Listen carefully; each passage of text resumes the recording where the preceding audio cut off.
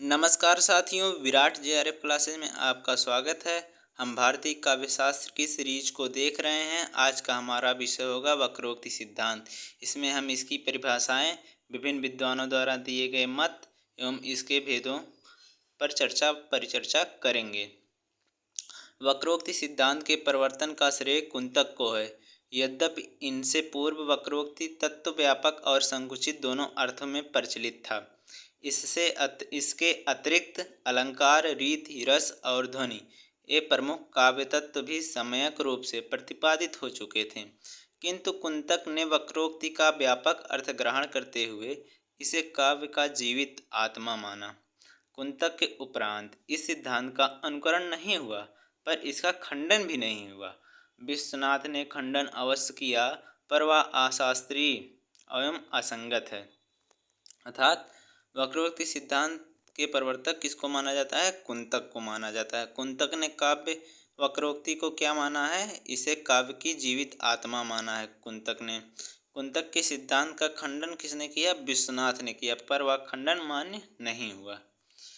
ठीक, आगे हम देखेंगे। कुंतक के अनुसार वक्रोक्ति काव्य आत्मा है। वक्रोक्ति काव्य जीवितम।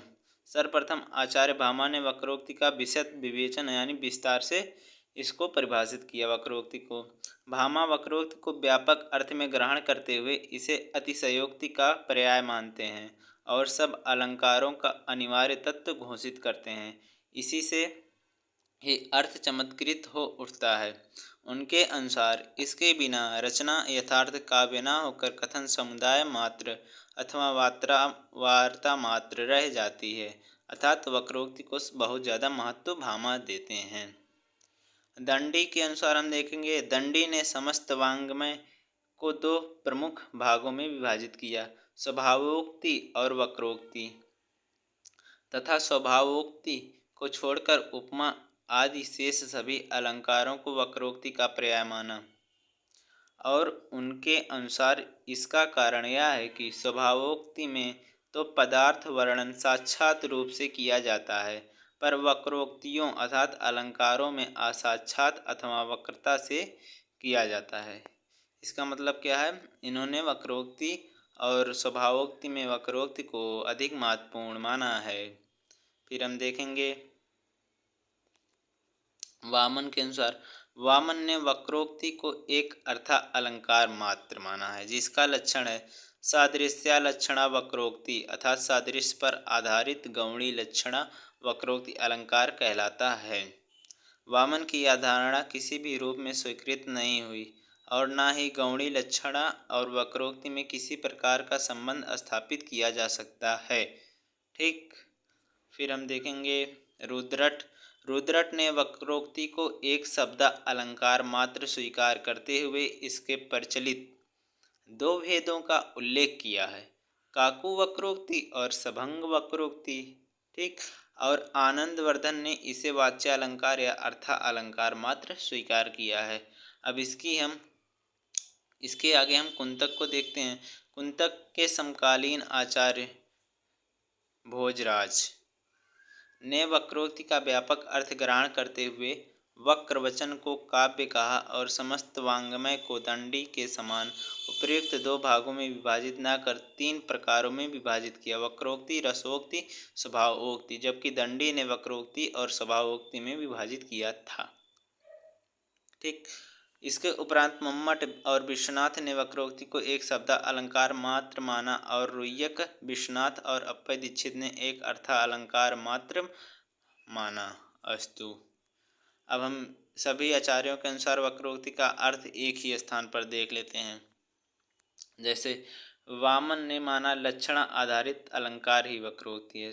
रुद्रट ने शब्द अलंकार को वक्रोक्ति का अर्थ माना। आनंदवर्धन ने वाच्य अलंकार को माना। भोजराज ने वक्रवचन को माना। मम्मट ने शब्द अलंकार को माना। रुय्यक ने अर्थालंकार को माना। विश्वनाथ ने शब्दालंकार को माना। विद्यानाथ ने अर्थालंकार को माना। अप्पय दीक्षित और मिश्र बंधु ने अर्थालंकार को माना। कुंतक के अनुसार वक्रोक्ति सिद्धांत को हम देखेंगे। कुंतक ने वक्रोक्ति को किस प्रकार परिभाषित किया है। वक्रोक्ति वैदग्ध्यम भंगी भणति रुच्यते अर्थात नए अर्थ को व्यक्त करने वाला कविकर्म कौशल से रचित वैचित्र्यपूर्ण कथन वक्रोक्ति है।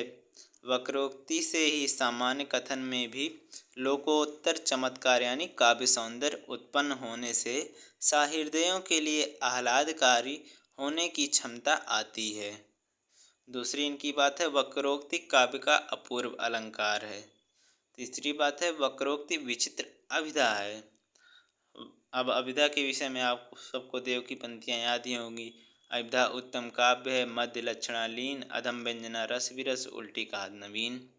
अब वक्रोक्ति के हम भेद देखेंगे। सबसे ये नेट का बहुत फेवरेट क्वेश्चन है, वक्रोक्ति के भेद।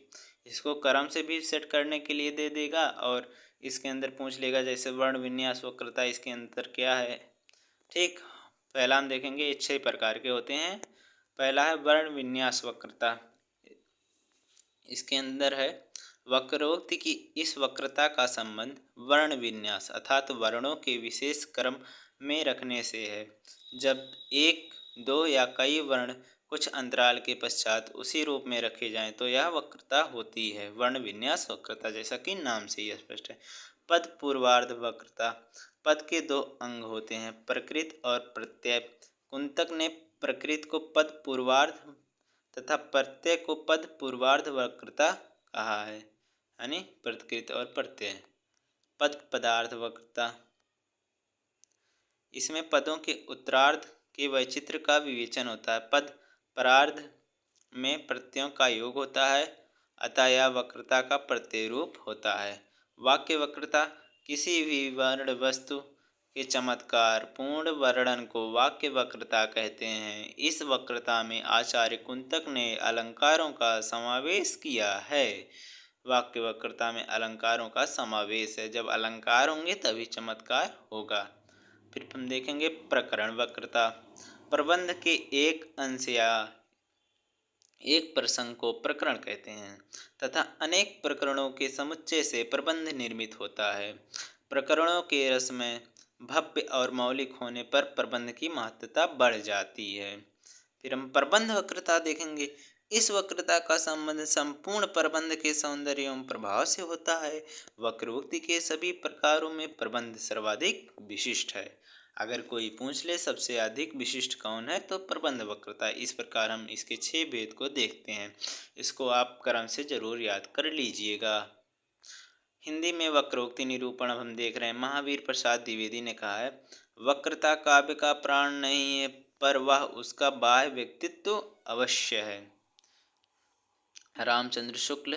क्रोंचे का अभिव्यंजनावाद भारतीय वक्रोक्ति का विलायती उत्थान। ये लाइन बहुत इंपॉर्टेंट है, इसको रट डालिए।